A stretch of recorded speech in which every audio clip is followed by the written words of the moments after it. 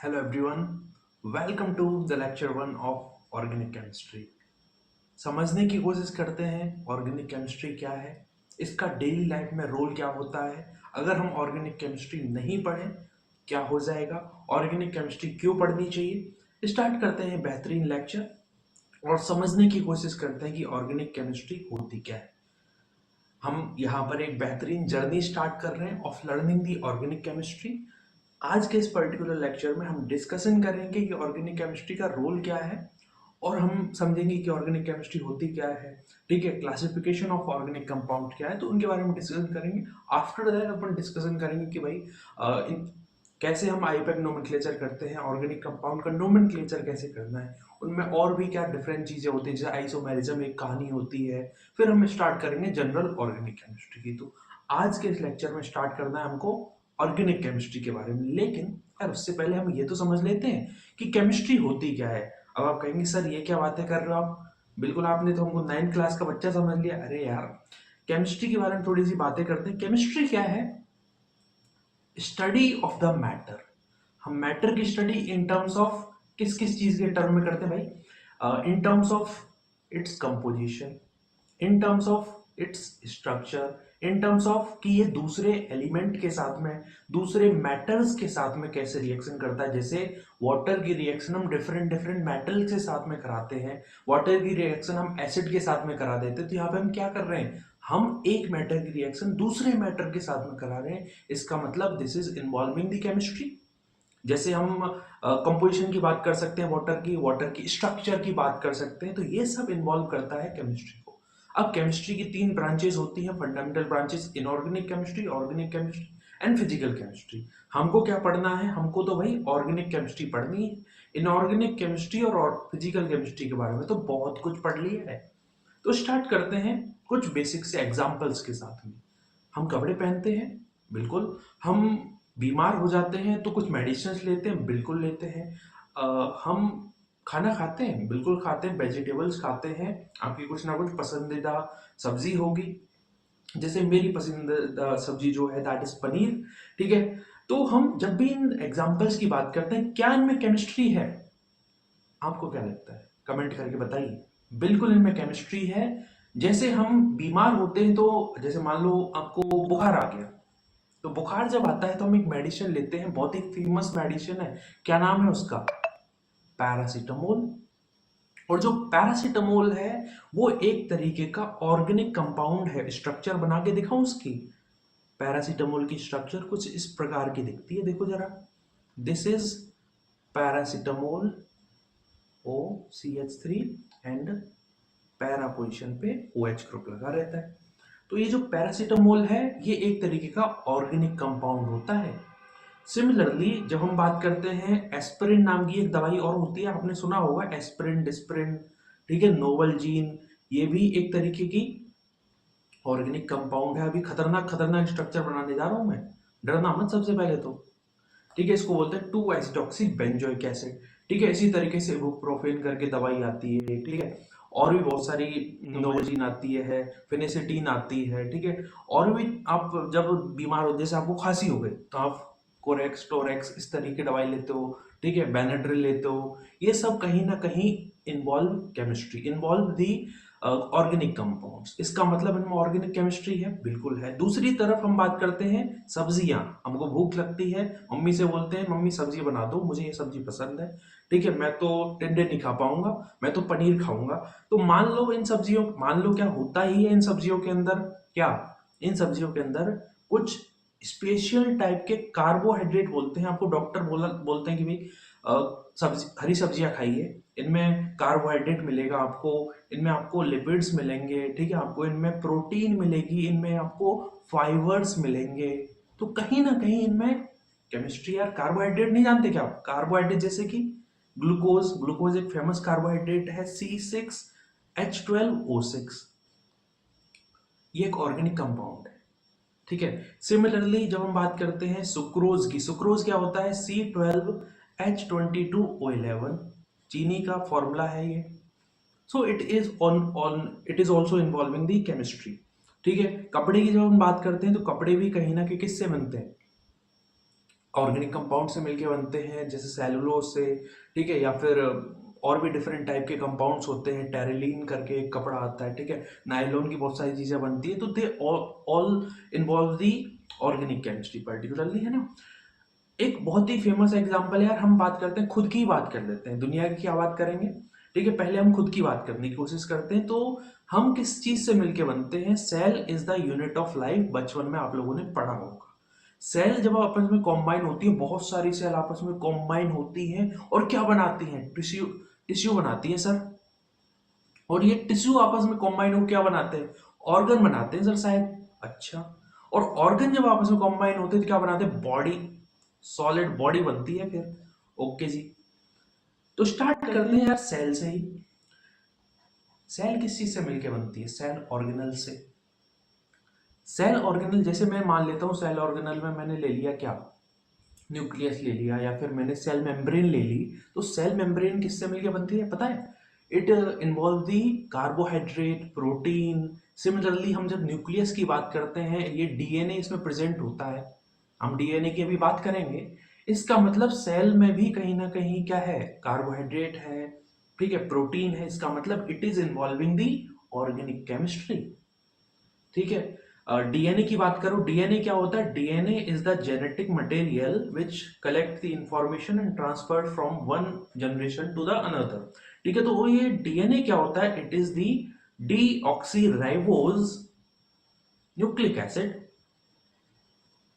अच्छा जी, ये मिलके बनता है ऑर्गेनिक कंपाउंड से। ये बेसिकली न्यूक्लियोटाइड से मिलके बनता है। और न्यूक्लियोटाइड किस चीज से मिलके बनते हैं? नाइट्रोजनस बेस होता है, ठीक है, फॉस्फेट ग्रुप होता है, और पेंटोज शुगर होती है। मतलब शुगर का हुआ तो अभी अपन ने बात करी, या फिर हम कह सकते हैं कार्बोहाइड्रेट से मिलके बनता है, ठीक है। एक फॉस्फेट ग्रुप करके कुछ होता है, और एक नाइट्रोजनस बेस जैसे कुछ बेसिस होते हैं, एडेनिन, ग्वानिन, इस तरीके के। तो वो भी कहीं ना कहीं ऑर्गेनिक कंपाउंड होता है। मतलब जो डीएनए हमारी बॉडी के अंदर होता है, जो जेनेटिक इंफॉर्मेशन को कलेक्ट करके रखता है, वो भी कहीं ना कहीं एक ऑर्गेनिक कंपाउंड है। तो समझ में आ रहा है कि ऑर्गेनिक कंपाउंड कितने इंपॉर्टेंट है हमारे लिए। तो जो सवाल मैंने करा था कि ऑर्गेनिक केमिस्ट्री क्यों इंपॉर्टेंट है हमारे लिए, आई थिंक वो क्लियर हुआ होगा। अब इसी चीज को एक्सप्लेन करने के लिए अब क्वेश्चन ही आता है कि हमको ये तो समझ में आ गया कि why we need to understand the organic chemistry, but what is the organic chemistry? अब इस चीज को एक्सप्लेन करने के लिए बहुत सारे साइंटिस्ट आए, ठीक है, और उन्होंने अपनी अपनी बात रखी। जैसे गांव में या फिर शहर में बहुत सारे लोग जब दोस्त मिलते हैं आपस में, ठीक है, वो आपस में डिस्कशन करते हैं। तो तीन दोस्त आपस में आके उन्होंने बातचीत करी। एक थे बर्जिलियस, दूसरे थे वोलर, और तीसरे थे कॉल्बे। बर्जिलियस ने, जो हमारे काफी कमाल के साइंटिस्ट हैं, उन्होंने ये कहा कि देखो, जितने भी ऑर्गेनिक कंपाउंड है ना, वो लैब में नहीं बन सकते। अच्छा, जैसे कि इन्होंने बोलर और कोल्बे ने पूछा कि जैसे कि, जैसे कार्बोहाइड्रेट, ठीक है, जैसे कि लिपिड, जैसे कि प्रोटीन, जैसे कि फाइबर। तो फिर उन्होंने बोला कि चलो मान लिया लैब में तो नहीं बन सकते, लेबोरेटरी में कोई इनको इंसान नहीं बना सकता है, तो फिर इनको कौन बनाता है? तो उन्होंने बोला कि इनको भगवान बनाता है। ये कुछ दैवीय पदार्थ होते हैं जिनको भगवान हमारी बॉडी के अंदर डालता है, इनको हम नहीं बना सकते लैब में। ऐसा किसने बोला? बर्जिलियस ने बोला। और इसी चीज को उन्होंने थ्योरी के फॉर्म में प्रेजेंट किया, वाइटल फोर्स थ्योरी इस थ्योरी का नाम होता है। What is theory says that, first point आपको याद रखना है, that organic compounds can not be form, organic compounds can not be formed in the lab. जैसे कि उन्होंने एग्जाम्पल दिया, देखिए, ठीक है, एग्जाम्पल कार्बोहाइड्रेट आप एक एग्जाम्पल ले सकते हो, ठीक है। लिपिड का आप एग्जाम्पल, लिपिड या फैट एक ही बात है, ठीक है, हम एग्जाम्पल ले सकते हैं प्रोटीन का, और भी बहुत सारे बायोमोलिक्यूल्स हो सकते हैं। तो उन्होंने बोला कि कुछ वाइटल फोर्स होता है which creates these organic compounds like carbohydrate, lipid, protein. But जब उन्होंने बोला वर्जीलियस सर ने कि ऑर्गेनिक कंपाउंड को हम लैब में नहीं बना सकते, बगल में कौन खड़ा था? बगल में खड़े थे भाई साहब, भूल गया, बोलर और कॉल्बे। उन्होंने बोला अच्छा नहीं बना सकते, उनका दिमाग ठनका, वो गए लैब में। भाई साहब ये जो बोलन नाम के साइंटिस्ट थे वे बहुत ही कमाल के बंदे थे। इन्होंने क्या करा, इनके पास में एक डॉग था। उन्होंने डॉग का जो यूरिन था बाल्टी में लिया कलेक्ट, बाल्टी में कर लिया कलेक्ट, और कलेक्ट करने के बाद में जो यूरिन था डॉग यूरिन, उसको गर्म करना स्टार्ट कर दिया। देख रहे हो कितना कमाल का साइंटिस्ट है। उसको गर्म करना स्टार्ट कर दिया, और गर्म करते करते करते करते क्या हुआ आपको पता है, जब किसी चीज को हम हीट करते हैं होता क्या है, उसमें से जो वाटर वाला चीज है, लिक्विड है, वो इवेपोरेट होता है और कुछ क्रिस्टल से बनना स्टार्ट हो जाते हैं। तो जो डॉग यूरिन था उसमें से जो लिक्विड वाला चीज था या पानी जो वगैरह वाटर था वो इवेपोरेट हो गया, और वहां पर कुछ व्हाइट क्रिस्टल्स बने। उन व्हाइट क्रिस्टल्स को क्या कहते हैं पता है? They are urea. और आपको पता होना चाहिए यूरिया एक ऑर्गेनिक कंपाउंड होता है। अब ये तो हुई बात ही, मतलब ये तो हुई वैसे ऊपर ऊपर की बात है, हमको तो केमिस्ट्री वाली बातें पता होनी चाहिए। तो ये जो रिएक्शन हुई डॉग यूरिन को गर्म करने पर, वो था NH4CN, डॉग यूरिन में था NH4CNO। उसको उन्होंने किया हीट, और हीट करने के बाद में बना वहां पे H2NCONH2। ये क्या है? This is ammonium cyanate, and ये क्या चीज है? This is urea. ठीक है। अब यूरिया जो होता है वो एक तरीके का ऑर्गेनिक कंपाउंड होता है। This is a organic compound. और अमोनियम साइनेट जो है that is a type of a inorganic compound. तो जो बात बर्जीलियस सर ने बोली थी कि ऑर्गेनिक कंपाउंड को कभी भी लैब में फॉर्म नहीं किया जा सकता है, वो गलत हो गई, वो बात गलत साबित हो गई। हमने ऑर्गेनिक कंपाउंड को लैब में बना लिया है। उसके बाद में तो लाइन लग गई, फिर तो कॉल्वे सर ने एसिटिक एसिड को बना दिया, इसके बाद में और डिफरेंट साइंटिस्ट ने मिथेन को बना दिया। तो इस तरीके से कहानी फिर सिलसिला जो है वो तो स्टार्ट हो गया। ठीक है, लेकिन आप कहोगे कि फर्स्ट ऑर्गेनिक कंपाउंड किस साइंटिस्ट ने सिंथेसाइज किया, तो that was the Waller sir. And कौन सा कंपाउंड सिंथेसाइज किया, किससे सिंथेसाइज किया, उसकी केमिकल रिएक्शन क्या है, तो हमको पता होनी चाहिए। First organic compound which was synthesised in the lab was the urea. ठीक है, तो ये हमने बातें कर ली सिंपल सिंपल सी। अब हम स्टार्ट करते हैं कि हम एक ऑर्गेनिक कंपाउंड को, या लेकिन बिफोर दैट हम ये तो देख लें कि why what is organic chemistry. First of all definition अगर आपसे पूछी जाए तो आपको क्या बोलना है? देखो, वाइटल फोर्स थ्योरी थी, यहाँ पे गलत साबित हो गई। वो जो डेफिनेशन बता रहा था कि ऑर्गेनिक कंपाउंड वो कंपाउंड है जिनको हम लैब में नहीं बना सकते, वो तो चीज हो गई गलत। यानी कि अब हमको नई डेफिनेशन चाहिए होगी। यानी हम डेफिनेशन अब क्या बोलेंगे, मतलब अगर आपसे पूछा जाए व्हाट इज ऑर्गेनिक केमिस्ट्री, ठीक है, तो आप क्या बोलोगे? तो इसका जो मॉडर्न डेफिनेशन है ऑर्गेनिक केमिस्ट्री की, देखो ऑर्गेनिक कंपाउंड को हम लैब में बना भी सकते हैं, ठीक है, लैब में परफॉर्म भी कर सकते हैं, रिएक्शंस हो सकती हैं। I am also a synthetic organic chemist. अगर वाइटल फोर्स थ्योरी अगर गलत मतलब सही साबित होती, फिर तो हम जैसे साइंटिस्ट होते ही नहीं। ठीक है, इसका मतलब ऑर्गेनिक कंपाउंड को लैब में बना सकते हैं, ये बात जो थी वो गलत हो गई। मतलब ऑर्गेनिक केमिस्ट्री क्या है उसकी बात करते हैं। ऑर्गेनिक जो मॉडर्न डेफिनेशन है that is, it is the branch of chemistry which involve the study of hydrocarbons hydrocarbon and its derivative. अब हाइड्रोकार्बन्स क्या होते हैं सर? हाइड्रोकार्बन्स मतलब यार ऐसे कंपाउंड्स जिनमें कार्बन और हाइड्रोजन प्रेजेंट होता है, हाइड्रोकार्बन्स कहलाते हैं। जैसे कि आप कह सकते हो एल्केन, जैसे कि आप कह सकते हो एल्कीन, जैसे कि आप कह सकते हो एल्काइन। ये सभी किसके एग्जाम्पल है? हाइड्रोकार्बन के। सर इसके डेरिवेटिव भी होते हैं, बिल्कुल होते हैं। क्या क्या डेरिवेटिव हो सकते हैं?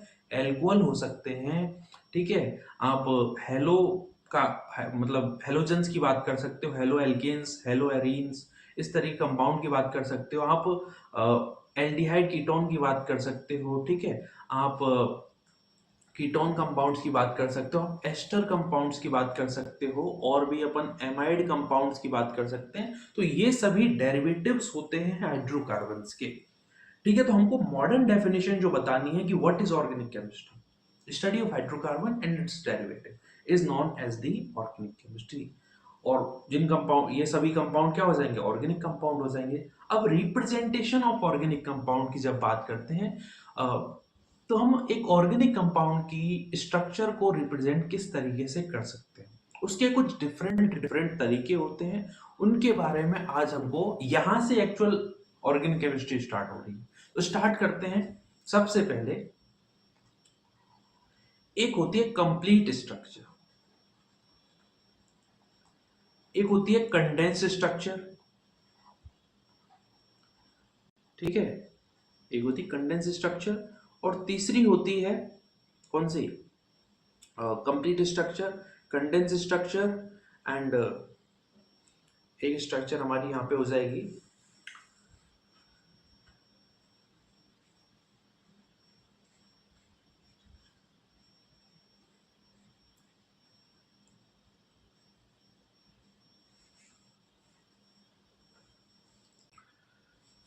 बॉन्ड लाइन स्ट्रक्चर, ठीक है। और एक कंपाउंड को हम 3D में भी रिप्रेजेंट कर सकते हैं, वैसे वो तो एक टाइप के रिप्रेजेंटेशन में हम बेस डैश रिप्रेजेंटेशन की पर्टिकुलरली बात करेंगे, बाकी स्टीरियो केमिस्ट्री जब हम पढ़ेंगे, आइसोमेरिज्म की बात करेंगे तो हम उनकी भी बात कर लेंगे, ठीक है। तो स्टार्ट करते हैं विद दीज पॉइंट्स, ठीक है। सबसे पहले जैसे आप एक सिंपल सा मैं एक एग्जांपल आपके सामने रखता हूं, जैसे कि आप सभी CH4 मॉलिक्यूल को तो जानते होंगे, क्या नाम होता है इसका, मीथेन, ठीक है। CH4 को हम इस तरीके से रिप्रेजेंट करते हैं, this is the molecular formula of the methane, ठीक है। एक टाइप का एल्केन होता है, जब हम इसकी स्ट्रक्चर बनाते हैं तो क्या होता है आपको पता है, कार्बन टोटल कितने बॉन्ड बना सकता है, 4 बॉन्ड, सिंगल बॉन्ड बना सकता है। तो वो 4 सिंगल बॉन्ड कुछ इस प्रकार से हम यहाँ पे दिखा देंगे, ठीक है। तो ये इसकी कंप्लीट स्ट्रक्चर हो गई, ठीक है। दूसरी तरफ जैसे मैं यहाँ पे बात करता हूँ इथेन मॉलिक्यूल की, इथेन मॉलिक्यूल क्या होता है, दैट इज C2H6, आप लोगों ने 10th क्लास में पढ़ा हुआ है, ठीक है। What is the formula of the alkene, CnH2n+2। What is the formula of the alkene, CnH2n। What is the formula of the alkyne, CnH2n-2। जब हम इसकी स्ट्रक्चर बनाएंगे, कंप्लीट स्ट्रक्चर पर्टिकुलरली, तो वो कुछ इस प्रकार की देखने को मिलेगी। This is the complete structure of the ethane molecule, ठीक है। अब यहाँ पे अपन बॉन्ड लाइन स्ट्रक्चर बना तो सकते हैं इस तरीके से, बॉन्ड आप सिंगल बॉन्ड बना, बट ये थोड़ा सा क्या बोलेंगे कि ये थोड़ा कंट्रोवर्शियल हो जाएगा, थोड़ा सा कंफ्यूजिंग हो जाता है। तो हम इसकी बॉन्ड लाइन स्ट्रक्चर इस तरीके से ना बना के हम 3 कार्बन से स्टार्ट करते हैं बॉन्ड लाइन स्ट्रक्चर, या फिर कंडेंस स्ट्रक्चर। इसकी कंडेंस स्ट्रक्चर तो फिर भी बन सकती है, कैसे बनेगी, इसको हम इस तरीके से लिख सकते हैं। तो ये इसकी कंडेंस स्ट्रक्चर हो जाएगी, ठीक है।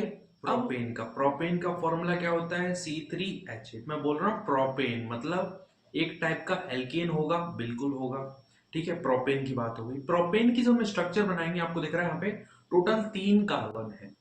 एक चीज याद रखना ऑर्गेनिक केमिस्ट्री में, कि ऑर्गेनिक केमिस्ट्री में हाइड्रोजन की बहुत ज्यादा इज्जत नहीं है, ठीक है। वो यहाँ पे ऑर्गेनिक केमिस्ट्री में केवल बैलेंस ही कंप्लीट करने के लिए, मतलब आप जब उसकी स्ट्रक्चर बनाओगे, यहाँ पे 3 सिंगल बॉन्ड इस तरीके से कार्बन कार्बन बॉन्ड दिखा दो, और फिर हम यहाँ पे बैलेंस ही दिखा देंगे इस प्रकार से।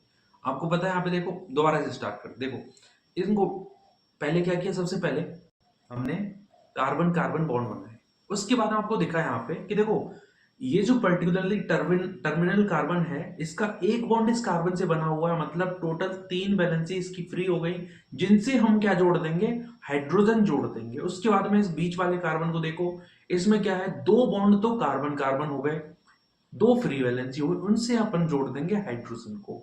और ये तीसरा टर्मिनल कार्बन है, वो पहले वाले की तरह, मतलब 3 हाइड्रोजन इससे कनेक्ट हो जाएंगे। ये इसकी क्या है, कंप्लीट स्ट्रक्चर है। दूसरी बार अपन जब इसकी कंडेंस स्ट्रक्चर बनाएंगे तो वो कुछ इस प्रकार से आपको लिखनी है, CH3 CH2 CH3, ठीक है। सिमिलरली जब हम बात करेंगे यहाँ पे इसकी बॉन्ड लाइन स्ट्रक्चर की, तो इसकी बॉन्ड लाइन स्ट्रक्चर कुछ इस प्रकार की दिखती है, मतलब ये जो एज इस तरीके से आप दिखाते हो, ये क्या दिखा रहा है, सबसे पहली चीज है, जब अपन एल्केन की या फिर जब अपन बॉन्ड लाइन स्ट्रक्चर बनाते हैं तो वो जिगजैग स्ट्रक्चर बनती है, ठीक है। इसमें जो पहला पॉइंट है वो रिप्रेजेंट कर रहा है पहले कार्बन को, ठीक है। दूसरा पॉइंट जहां पे दोनों लाइंस मिल रही हैं वो दूसरे कार्बन को रिप्रेजेंट कर रहा है, और तीसरा पॉइंट तीसरे कार्बन को रिप्रेजेंट। इस तरीके से हमको क्या बनानी होती है, यहाँ पे स्ट्रक्चर्स बनानी होती है बॉन्ड लाइन स्ट्रक्चर की। सिमिलरली अगर हम ऐसा करते हैं, तीसरा कोई चौथा एग्जांपल लेते हैं, जैसे कि हमने लिया अब की बार में ब्यूटेन। फॉर्मूला आपको खुद सोचना है। ब्यूटेन का फॉर्मूला क्या होगा, C4H10 हो जाएगा। मतलब इसमें टोटल 4 कार्बन है, और एल्केन दे रखा, मतलब आप केवल और केवल यहाँ पे सिंगल बॉन्ड बनाओगे इन बिटवीन द कार्बन। फिर आपको पता है यहाँ पे पहला कार्बन है, एक कार्बन कार्बन बॉन्ड है, बाकी 3 वैलेंसी हो जाएगी विद दी, बाकी 3 वैलेंसी आपको विद दी हाइड्रोजन फिल करनी है। ठीक है, यहाँ पे 2 हाइड्रोजन लग जाएंगे। ठीक है, तीसरे कार्बन पे भी आपको 2 हाइड्रोजन ही लगाने हैं, और चौथे कार्बन से 3 हाइड्रोजन कनेक्ट करने हैं। ये इसकी क्या है, कंप्लीट स्ट्रक्चर है। ठीक है जी। फिर अपन जब बात करते हैं जिगजैग स्ट्रक्चर, फिर अपन इसकी बात करेंगे कंडेंस स्ट्रक्चर की, CH3 CH2 CH2 CH3।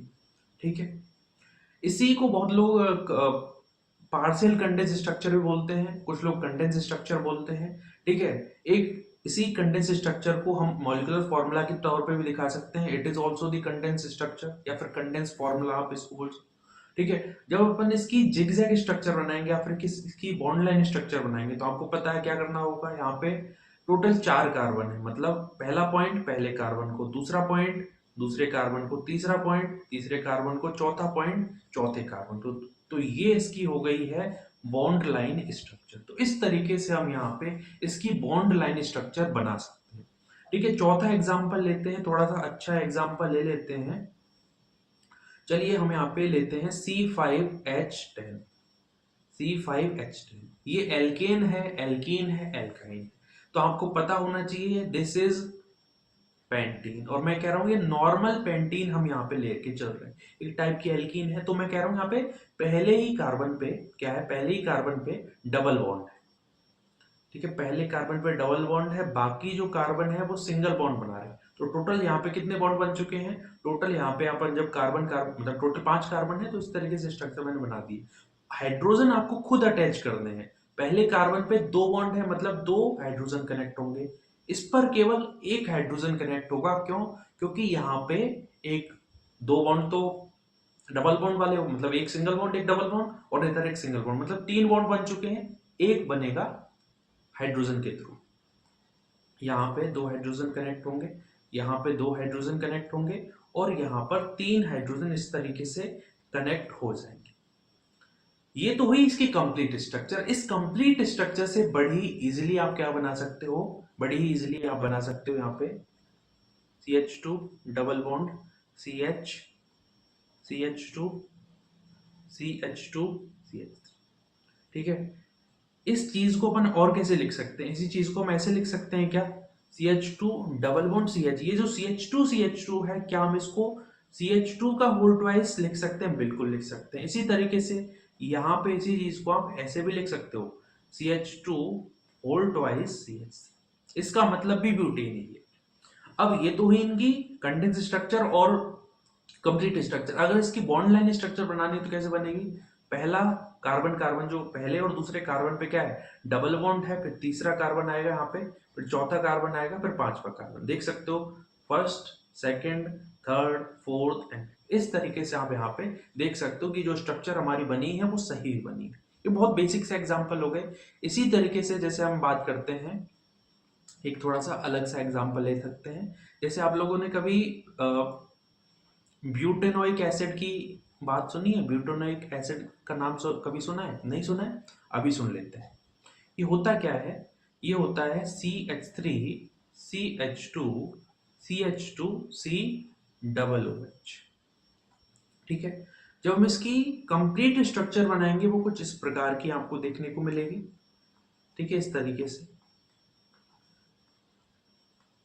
ठीक है, हाइड्रोजन हाइड्रोजन और C डबल बॉन्ड O, इस तरीके से हम बनाते हैं।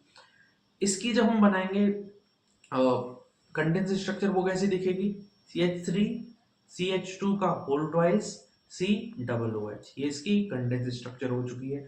अगर इसकी बॉन्ड लाइन स्ट्रक्चर बनाते हैं तो बॉन्ड लाइन स्ट्रक्चर में होता क्या है, पहला कार्बन, दूसरा कार्बन, तीसरा कार्बन, ठीक है, और जो चौथा कार्बन हम बनाएंगे उस पे आपको पता है चौथे कार्बन पे कार्बन ऑक्सीजन डबल बॉन्ड लगाना है। और जो हेटेरो एटम है, हेटेरो एटम किसको बोला जाता है, कार्बन और हाइड्रोजन के अलावा जो एटम्स होते हैं उनको हम हेटेरो एटम कहते हैं। तो इस तरीके से हम यहाँ पे ब्यूटानोइक एसिड की स्ट्रक्चर बना सकते। सिमिलरली अगर आपसे बोला जाए एक बहुत ही पेय पदार्थ होता है, बहुत सारे लोग उसको पी करके अलग ही दुनिया में चले जाते हैं और नालियों में पाए जाते हैं, तो उसको हम कहते हैं C2H5OH। क्या है ये, दिस इज एथेनॉल। ओके जी। एथेनॉल की जब अपन नॉर्मल स्ट्रक्चर बनाएंगे, कंप्लीट स्ट्रक्चर बनाएंगे तो वो कुछ इस प्रकार की देखने को मिलती, ठीक है। अगर हम इसकी बॉन्ड लाइन स्ट्रक्चर बनाएंगे कुछ इस प्रकार की दिखेगी, और अगर हम इसकी कंडेंस स्ट्रक्चर बनाएंगे तो this is the condense structure. तो इस तरीके से हम आगे इसकी स्ट्रक्चर बना सकते हैं। और कुछ फेमस कंपाउंड होते हैं जो हम ड्यूरिंग द ऑर्गेनिक केमिस्ट्री की स्टडी पढ़ रहे होते हैं, जैसे कि benzene. Without the benzene, benzene क्या होता है, C6H6 is known as the benzene. Benzene के बिना ऑर्गेनिक केमिस्ट्री अधूरी है, इसको हम क्या कहते हैं, this is known as the benzene, ठीक है। ये इसकी नॉर्मल अपन जब स्ट्रक्चर यूज करते हैं कुछ इस प्रकार के दिखाते हैं। ये है इसकी बॉन्ड लाइन स्ट्रक्चर, ठीक है, जहां पे अपन बॉन्ड के थ्रू किसी कंपाउंड के स्ट्रक्चर को दिखाने की कोशिश करते हैं। ये स्ट्रक्चर अगर मैं कुछ इस प्रकार से लिखूं तो आपको इसमें कोई डाउट नहीं होना चाहिए। Double bond, double bond, double bond. आपको पता है यहाँ पे ये जो पर्टिकुलर कार्बन है 3 बॉन्ड बना रहा, मतलब एक हाइड्रोजन आपको कनेक्ट करना होगा। सिमिलरली यहाँ पर एक हाइड्रोजन, यहाँ पर भी एक हाइड्रोजन कनेक्ट करना होगा, यहाँ पर भी एक हाइड्रोजन कनेक्ट करना होगा, यहाँ पर एक हाइड्रोजन, यहाँ पर हाइड्रोजन। कितने कार्बन है रिंग के अंदर, टोटल 6 कार्बन। कितने हाइड्रोजन टोटल यहाँ पे अटैच्ड है, 6 कार्बन, 6 हाइड्रोजन है। इसका मतलब फॉर्मूला क्या हो गया, C6H6, ठीक है जी। ठीक है, तो इस तरीके से मैं आप स्ट्रक्चर बना सकते हैं। इसी का ही एक भाई होता है जिसको हम कहते हैं साइक्लोहेक्सेन। साइक्लोहेक्सेन क्या होता है, आप लोगों ने पढ़ा हुआ है कभी ना कभी तो साइक्लोहेक्सेन का नाम सुना होगा। साइक्लोहेक्सेन, ठीक है। साइक्लोहेक्सेन क्या होता है, इसका फॉर्मूला होता है C6H12।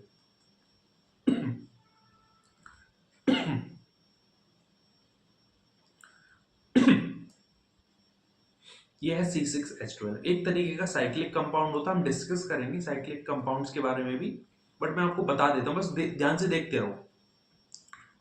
ये कुछ इस तरीके के स्ट्रक्चर रखता है। बस ये जो डबल बॉन्ड बना रखे हैं ना, डबल बॉन्ड को हटाओ, एक हाइड्रोजन अटैच करते हुए चलो कार्बन से, ठीक है, तो आपके सामने बन जाएगी यहाँ पे साइक्लोहेक्सेन की स्ट्रक्चर।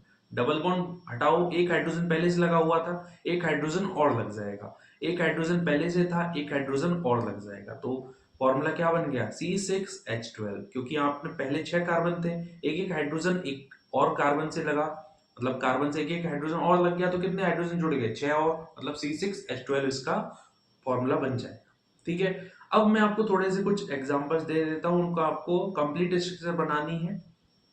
जैसे कि साइक्लोप्रोपेन, ठीक है, ये होमवर्क है। साइक्लोप्रोपेन, इसका बॉन्ड लाइन स्ट्रक्चर इस प्रकार का होता है, कंप्लीट स्ट्रक्चर आप खुद बना सकते हो, ठीक है। साइक्लोब्यूटेन, कंप्लीट स्ट्रक्चर आप खुद बना सकते हैं, मैं आपको उसकी बॉन्ड लाइन स्ट्रक्चर दे देता हूँ, ठीक है। सिमिलरली आप लोग यहाँ पे साइक्लोपेंटेन की बात कर सकते हो। साइक्लोपेंटेन क्या होता है, cyclopentane, this is the cyclopentane, ठीक है। तो इस तरीके से आप लोग यहाँ पे representation of molecule in terms of the complete structure, condense structure, और यहाँ पर हम डिस्कस कर सकते हैं बॉन्ड लाइन स्ट्रक्चर की।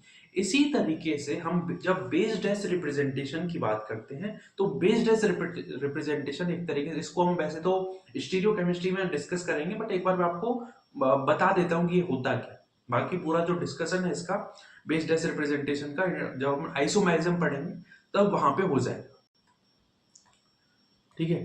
तो हम एक बार देख लेते हैं कि बेस डैश रिप्रेजेंटेशन होता क्या है। देखिए, दो साइंटिस्ट थे बेस और डैश।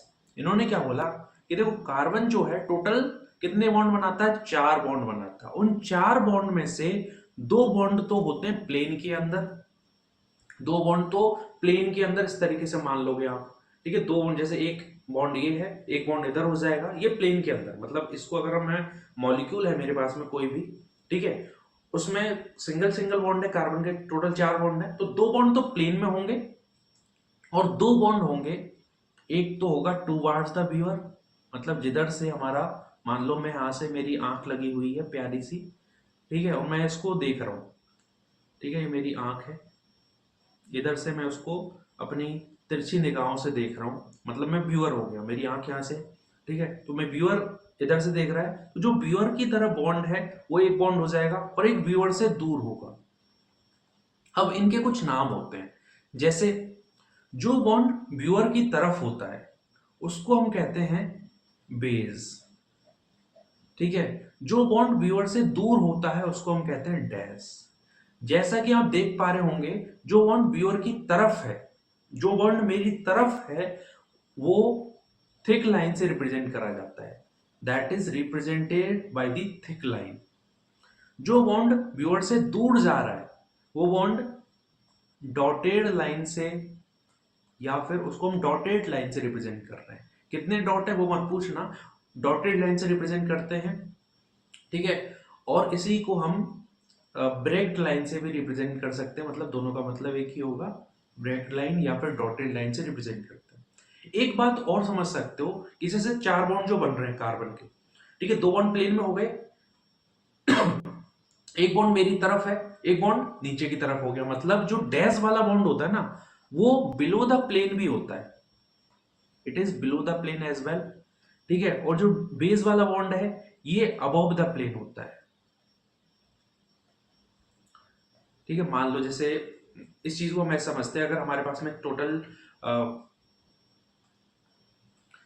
इस चीज को हम ऐसा समझ लेते हैं, देखो कि देखो ये 4 जो बॉन्ड है, ठीक है, 2 बॉन्ड, जैसे ये मान लो यहाँ पे कार्बन, एक बॉन्ड ये हुआ, एक बॉन्ड ये हुआ, ये प्लेन में, इसको नीचे रखो, एक बॉन्ड ऊपर की तरफ आएगा, एक बॉन्ड नीचे, मतलब अपन जब एक टेट्राहेड्रल स्ट्रक्चर की बात करते हैं ना, टेट्राहेड्रल स्ट्रक्चर में कुछ ये सीन होते हैं, ठीक है। तो जो 2 बॉन्ड हो गए उनको तो चूज कर लो किसमें, प्लेन के अंदर। ये जो 2 बॉन्ड है, ये जो 2 बॉन्ड हुए ये तो हो गए प्लेन के अंदर, ये जो एक बॉन्ड है वो व्यूअर की तरफ हो गया है, एक बॉन्ड व्यूअर से दूर हो गया, ठीक है। तो जो व्यूअर की तरफ है वो हो गया बेस और जो व्यूअर से दूर है वो हो गया डैश। कुछ और सिंपल सिंपल सी बातें समझो कि जब हम बेस डैश का रिप्रेजेंटेशन करते हैं ना, ये हुआ हमारा यहाँ पे कार्बन है, ये हुआ इंटरनल एंगल, और ये हमारा बेस हो गया, ये हमारा डैश हो जाएगा, इस तरीके से डैश हो गया। ये है इंटरनल एंगल। तो याद रखना, जब हम बेस डैश को रिप्रेजेंट करते हैं ना, ये तरीका सही है। आप इसको ऐसे भी बना सकते हो कि बेस को ऊपर लिख दो, डैश को नीचे लिख दो, ये दोनों तरीके सही है। लेकिन अगर आप ऐसा करना चाहो कि मैं ये जो इंटरनल एंगल है, जो 2 बॉन्ड प्लेन के अंदर है, प्लेन में प्रेजेंट है, ठीक है, आपने बेस को और डैश को इंटरनल एंगल में रख दिया, ये जो एंगल है ये एक्सटर्नल हो जाएगा, ये एंगल इंटरनल हुआ, इंटरनल एंगल में आप नहीं रख सकते इस तरीके से। तो ना तो ऐसे रख सकते हैं, ये भी गलत तरीका है, ये भी गलत तरीका है। तो इस तरीके बाकी जो नॉर्मल आगे की जितनी भी बातें हैं वो सब हम डिस्कशन करेंगे जब अपन आइसोमेरिज्म पढ़ रहे होंगे। तो सिंपल सिंपल सी हमने यहाँ पे बातें कर ली हैं। अब अपन बातें करना स्टार्ट करते हैं about the classification of the organic compound. हमने ये समझा ऑर्गेनिक कंपाउंड होते क्या है, ठीक है, कैसे उनको रिप्रेजेंट करा जाए। अब हम स्टार्ट करते हैं classification of the organic compound. क्या स्टार्ट कर रहे हैं हम, classification of organic compound, organic compound. तो देखिए जरा, हम ऑर्गेनिक कंपाउंड को कैसे रिप्रेजेंट कर सकते हैं वो समझ लिया। अब कितने टाइप के ऑर्गेनिक कंपाउंड होते हैं, कुछ याद आ रहा है ऑर्गेनिक कंपाउंड के टाइप्स। याद करो, जैसे आप लोगों ने समझा हुआ है, एल्केन होता है, एल्कीन होता है, एल्काइन होता है। ये तो केवल और केवल ओपन टाइप के कंपाउंड है। मतलब बेसिकली जब हम बात करते हैं क्लासिफिकेशन ऑफ ऑर्गेनिक कंपाउंड की, तो ऑर्गेनिक कंपाउंड सबसे पहले आप बोलोगे साइक्लिक कंपाउंड और एसाइक्लिक कंपाउंड। मतलब ये जो कंपाउंड है वो हो गए एसाइक्लिक कंपाउंड, ये हो गए साइक्लिक कंपाउंड। जो एसाइक्लिक कंपाउंड है ना, इन्हीं को आप एलिफेटिक टाइप के कंपाउंड भी कह सकते हो। अब एलिफेटिक का क्या मतलब है, सही तरीके से इसको लिखते हैं एक बार। क्या बोल सकते हैं इनको,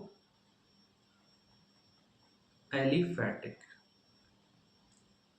एलिफेटिक का क्या मतलब है, जैसे नाम से थोड़ा पता चल रहा है कि जितने भी ये कंपाउंड थे, they were obtain from the animal fat, that is why they are known as the aliphatic compound. ठीक है, ये हुई कहानी एसाइक्लिक कंपाउंड की। अभी अपन देखना स्टार्ट करते हैं कि ये जो एसाइक्लिक कंपाउंड है उनको भी हम क्लासिफिकेशन कर सकते हैं कुछ टाइप्स में। वो टाइप्स क्या क्या हो सकते हैं, जैसे एसाइक्लिक कंपाउंड तो समझते होंगे, एसाइक्लिक कंपाउंड को हम ओपन चेन कंपाउंड भी कहते हैं। देखो दो टाइप की चेन होती है, एक तो होती है ओपन चेन, मतलब जैसे पहला कार्बन, दूसरा कार्बन, तीसरा कार्बन, चौथा कार्बन, इस तरीके से है, ये ओपन चेन हुई। ठीक है, आप लोग जैसे एथेन की बात करी, प्रोपेन की बात करी, ब्यूटेन की बात करी, ऑक्टेन की बात करोगे, ये सब ओपन चेन कंपाउंड है, एसाइक्लिक है। साइक्लिक में क्या बात करी थी, जैसे ये साइक्लिक कंपाउंड है जिसमें पहला कार्बन और जो लास्ट वाला कार्बन है वो एक दूसरे से कनेक्टेड होता है। मतलब चेन जो है आपको बंद दिखेगी, ये सब भी, ये कंपाउंड भी साइक्लिक है। ठीक है, आप बेंजीन की बात करते हो, ये कंपाउंड भी कहीं ना कहीं साइक्लिक होता है। ठीक है, और भी जितने टाइप के कंपाउंड की बात करेंगे ये सब साइक्लिक कैटेगरी में, मतलब और भी अपन एग्जांपल ले सकते हैं, वो देख के आपको पता चल जाएगा कि ये कंपाउंड साइक्लिक है, ये कंपाउंड एसाइक्लिक है। अब याद करो, जो ये जो ओपन चेन कंपाउंड थे उनमें हमने क्या क्या पढ़ा था, हमने दो टाइप कैटेगरी देख सकते हो उसमें। एक तो आप इनको डिवाइड कर सकते हो सैचुरेटेड और अनसैचुरेटेड कंपाउंड्स में। एक टाइप की कैटेगरी हो सकती है सैचुरेटेड एसाइक्लिक कंपाउंड या फिर सैचुरेटेड ओपन चेन कंपाउंड, और दूसरा हो सकता है अनसैचुरेटेड ओपन चेन कंपाउंड। मतलब सैचुरेटेड में हम क्या बोलेंगे, एल्कीन की बात करेंगे। ठीक है, जिनका जनरल फॉर्मूला क्या होता है बाकी हम डिस्कशन करेंगे हाइड्रोकार्बन जब पढ़ेंगे तब, CnH2n+2। जब हम अनसैचुरेटेड की बात करते हैं उसमें कौन कौन आते हैं, उसमें एल्कीन आ रहे होते हैं, उसमें हम एल्काइन को पढ़ते हैं। ठीक है, एल्कीन मतलब CnH2n। ठीक है, एल्काइन में CnH2n-2, ये इनका जनरल फॉर्मूला होता है। ठीक है, सैचुरेटेड कंपाउंड में जो एल्केन होते हैं इनका एक नाम होता है पैराफिन। ठीक है, अनसैचुरेटेड में जब एल्कीन की बात करते हैं इनको ओलिफिन्स कहा जाता है। ये सब किसके एग्जांपल हो गए, एसाइक्लिक के। कुछ सिंपल सिंपल से एग्जांपल ले लेते हैं, जैसे CH4 is a alkene compound. ठीक है, C2H6 ये भी ओपन चेन कंपाउंड है। ठीक है, C3H8 ये भी, इसका नाम है प्रोपेन। ठीक है, C4H10 ये क्या हो गया, ब्यूटेन हो गया। C5H10 H12 ये, ठीक है, एल्केन हो गया, पेंटेन इसको बोला जाता है। C6H14 hexane. C7H16 this is heptane. ठीक है, when we talk about C8, 8 दूनी 16 और 18। ठीक है, ये ऑक्टेन हो गया। इस तरीके से आप और भी एग्जांपल ले सकते हैं। जब हम एल्कीन की बात करते हैं, एल्कीन के एग्जांपल में जैसे एथीन की बात करते हो C2H4 की, आप लोग C3H6 की बात करते हो प्रोपेन की, हम लोग बात कर सकते हैं C4H8 की। ठीक है, दिस इज दी ब्यूटीन। ठीक है, C5H10 की बात कर सकते हो पेंटीन की। सिमिलरली जब अपन एल्काइन की बात करते हैं तो C2H2। ठीक है, सिमिलरली हम बात कर सकते हैं C3, डबल करो उससे -2 करो, डबल कितना होगा 6, -2 करोगे C3H4 हो जाएगा, इसका नाम क्या होगा, प्रोपाइन हो जाएगा। सिमिलरली ब्यूटाइन की जब हम बात करेंगे C4 डबल करा 8 हुआ C4H6। इस तरीके से हम यहाँ पे बात कर सकते हैं। सिमिलरली अगला कंपाउंड कौन सा होगा, C5H8। अगला इसका ये तो हुआ पेंटाइन। अगर हम हेक्साइन की बात करते हैं, हेक्साइन क्या होगा, हेक्साइन वुड बी थी C6 डबल कर किया -2 किया, मतलब C6H10। तो ये जितने भी कंपाउंड है वो सारे के सारे ओपन चेन कंपाउंड या फिर एसाइक्लिक कंपाउंड है। दूसरी तरफ जब हम बात करते हैं साइक्लिक कंपाउंड की, साइक्लिक कंपाउंड मतलब जिनमें पहला कार्बन और लास्ट वाला जो कार्बन है रिंग के अंदर वो कनेक्टेड रहता है। साइकिल तो समझते होंगे, डिफरेंट डिफरेंट एग्जांपल मैंने लिए। अब यहाँ पे आपको देखने को मिल रहा है होमोसाइक्लिक और हेट्रोसाइक्लिक। इस चीज का क्या मतलब है, ये चीज हमको समझना बहुत इंपॉर्टेंट है। तो स्टार्ट करते हैं चीज समझना, ठीक है। होमोसाइक्लिक और हेट्रोसाइक्लिक। होमो का जनरली क्या मतलब होता है, होमो का मतलब होता है, हमने दो कैटेगरी लिखी, होमो का मतलब सेम, हेट्रो का मतलब डिफरेंट। होमोसाइक्लिक, ठीक है, पहली कैटेगरी। दूसरी कैटेगरी है हेट्रोसाइक्लिक, ठीक है। होमो का मतलब क्या है, होमो का मतलब है सेम, साइक्लिक का मतलब समझ में आ रहा है, हेट्रो का मतलब डिफरेंट। अब देखो जरा, मतलब ऐसे साइक्लिक कंपाउंड जिनमें कार्बन और हाइड्रोजन के अलावा कोई और एटम प्रेजेंट नहीं होता है, कोई हेट्रो एटम प्रेजेंट नहीं होता है। लेकिन जब हम बात करते हैं हेट्रोसाइक्लिक में, उसके अंदर क्या होगा, यहाँ पे only carbon and hydrogen atom present. यहां पे क्या होगा, कार्बन, हाइड्रोजन और हेट्रोएटम। ये जो जेड है इसको हम क्या बोलते हैं, दिस इज हेट्रोएटम, ठीक है। ये जेड हेट्रोएटम कौन कौन हो सकते हैं, जेड हेट्रोएटम यहाँ पे जैसे नाइट्रोजन हो सकता है, ऑक्सीजन हो सकता है, सल्फर हो सकता है। ज्यादातर कंपाउंड आप जब देखोगे हेट्रोसाइक्लिक में वो आपको यही दिखेंगे, ठीक है। जैसे होमोसाइक्लिक में अभी जितने भी कंपाउंड हमने देखे थे, जैसे बेंजीन, बेंजीन एक तरीके का होमोसाइक्लिक कंपाउंड है। जैसे हम साइक्लोप्रोपेन की बात कर सकते हैं, ये एक तरीके का होमोसाइक्लिक कंपाउंड है, ठीक है। जब हम ब्यूटेन की बात, साइक्लोब्यूटेन की बात करते हैं, एक तरीके का होमोसाइक्लिक कंपाउंड है, ठीक है। हम साइक्लोपेंटेन की बात कर सकते हैं, एक तरीके का होमोसाइक्लिक कंपाउंड है। Cyclohexane, this is homocyclic compound, ठीक है। अब ये जो कंपाउंड है, मैंने क्या किया है, यहां पर OH ग्रुप लगा दिया है, ठीक है। मैंने क्या किया है, यहाँ पे मैंने इस कंपाउंड के अंदर, कंपाउंड के ऊपर OH ग्रुप लगा दिया। आप बोलेंगे सर यहाँ पे तो ये हेट्रोएटम प्रेजेंट है, मैंने क्या बोला है, यहाँ पे only carbon and hydrogen atom are present in the ring. Ring के अंदर आपको केवल और केवल कार्बन और हाइड्रोजन कंपाउंड देखने को मिलेंगे, मतलब ये होमोसाइक्लिक कंपाउंड हो जाएगा, ठीक है। सिमिलर इसका नाम होता है phenol, phenol is a homocyclic compound, ठीक है। सिमिलरली जब हम बात करते हैं एनिलीन की, aniline is also a homocyclic compound. आपको रिंग के अंदर देखना है कि कार्बन और हाइड्रोजन एटम प्रेजेंट होने चाहिए केवल, ठीक है। जब अपन बात करेंगे यहाँ पे कुछ एग्जांपल की, तो उसमें कुछ फेमस एग्जांपल देखने को मिलते हैं। जैसे इसको अपन बाहर देते हैं, थोड़े इंपॉर्टेंट कंपाउंड है हेट्रोसाइक्लिक के अंदर। हेट्रोसाइक्लिक के एग्जांपल कौन कौन से हैं, ऑक्सीजन, ठीक है। तो आप जब देखते हो इस स्ट्रक्चर को, यहाँ पे कार्बन एटम प्रेजेंट है, रिंग के अंदर कार्बन है, लेकिन एक हेट्रो एटम भी प्रेजेंट है। हेट्रो एटम कौन सा वाला है, this is the hetero atom. कौन है ये, ऑक्सीजन है। तो रिंग के अंदर एक हेट्रो एटम प्रेजेंट है, मतलब ये हेट्रोसाइक्लिक कंपाउंड है। इस कंपाउंड का नाम क्या होता है sir, this is known as the furan, okay. Similarly कुछ और भी एग्जांपल हैं, आप मुझे बताओगे कि ये हेट्रोसाइक्लिक कंपाउंड क्यों है, ठीक है।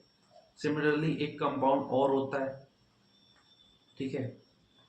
और भी एग्जांपल हम ले सकते हैं जो हमारे रिएक्शंस में काम में आते हैं, हमको बहुत फेमस कंपाउंड्स हैं, ठीक है। एक और कंपाउंड होता है, मैंने क्या किया, यहाँ पे जो डबल बॉन्ड था उनको हटा के यहाँ पे हाइड्रोजन्स कनेक्ट कर दिए इस तरीके से। दो दो हाइड्रोजन कनेक्ट हो गए, पहले से एक हाइड्रोजन तो था, एक हाइड्रोजन और कनेक्ट हो, टोटल कितने हाइड्रोजन मैंने अटैच किए फ्यूरिन के अंदर, 4 अटैच किए। तो इस कंपाउंड का नाम क्या था, फ्यूरिन। ये क्या हो गया, this is tetra हाइड्रोफ्यूरान।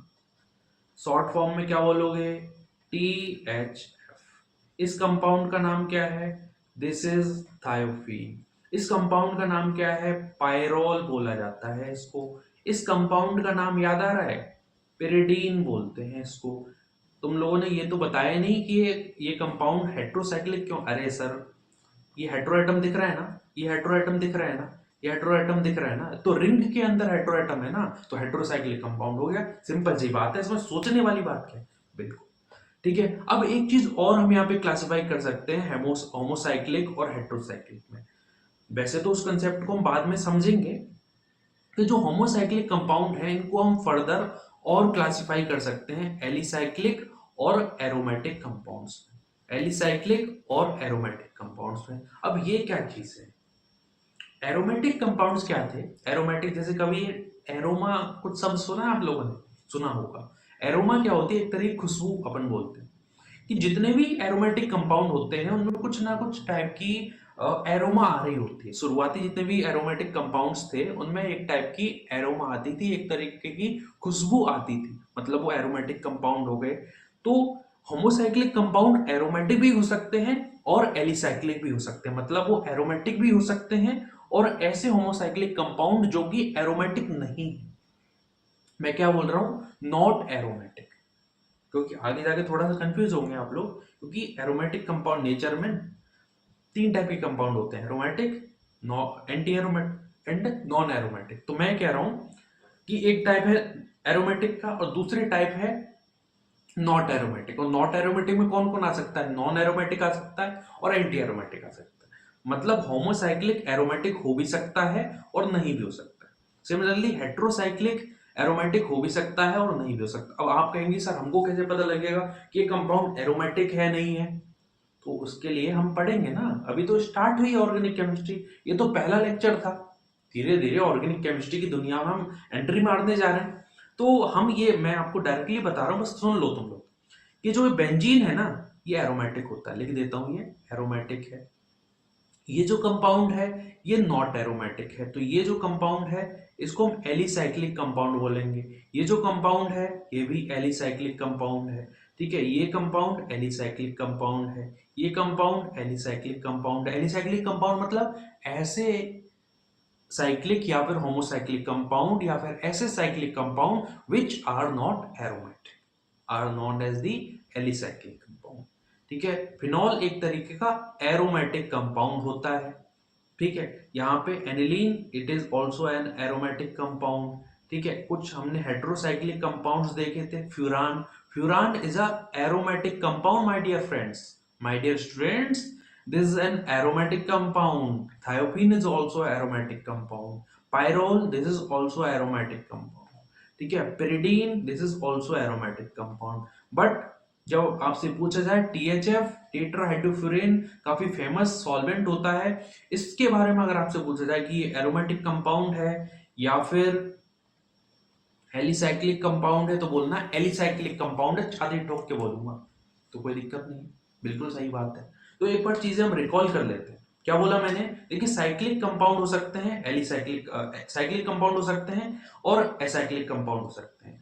Acyclic compound में सैचुरेटेड हो सकता है, अनसैचुरेटेड हो सकता है। सैचुरेटेड मतलब एल्केन्स, अनसैचुरेटेड मतलब एल्कीन या फिर एल्काइन। उनके कुछ एग्जांपल्स हमने देखे। साइक्लिक कंपाउंड होमोसाइक्लिक हो सकता है, हेट्रोसाइक्लिक हो सकता है। होमोसाइक्लिक मतलब रिंग के अंदर केवल कार्बन और हाइड्रोजन एटम्स आपको देखने को मिलेंगे। हेट्रोसाइक्लिक मतलब कि यहाँ पे आपको कार्बन और हाइड्रोजन के अलावा आपको हेट्रो एटम भी देखने को मिलेगा।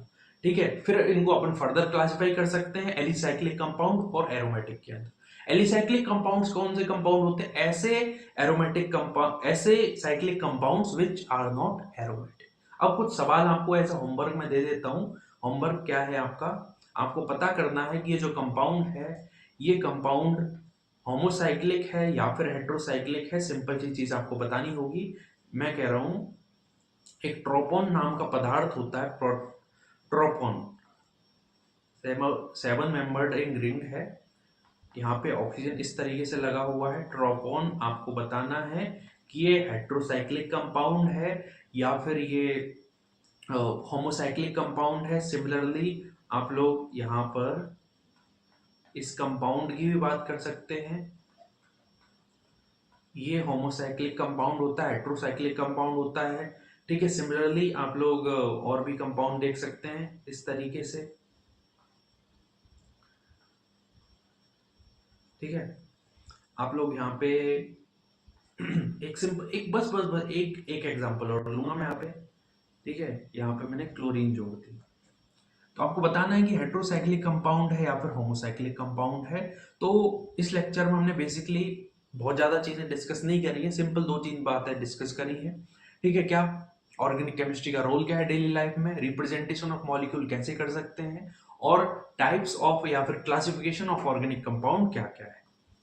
ठीक है, थैंक यू वेरी मच।